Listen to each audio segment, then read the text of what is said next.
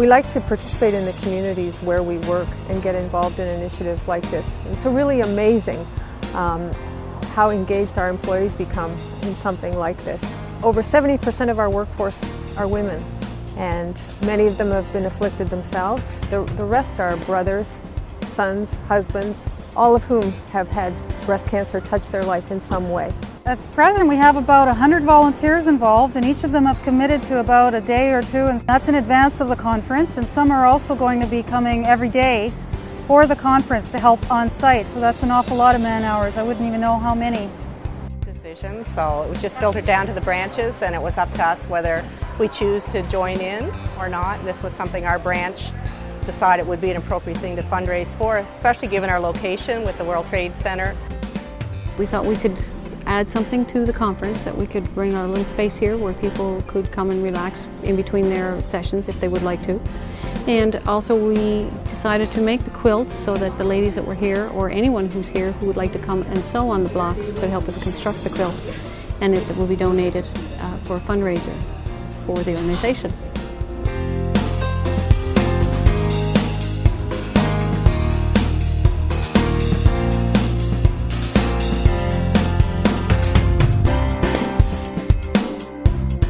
I think the joy of our conference, and it is a joy, is that women come together to share their unique ways of dealing with their disease.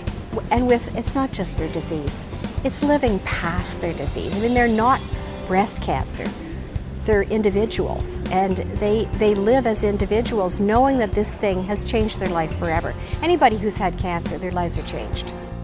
What brings me to the conference this year is just to meet a lot of people from different countries and get some new ideas to bring back to our group in Port aux Basques, Newfoundland, and to learn more about what's out there for cancer survivors and for people with cancer, with breast cancer.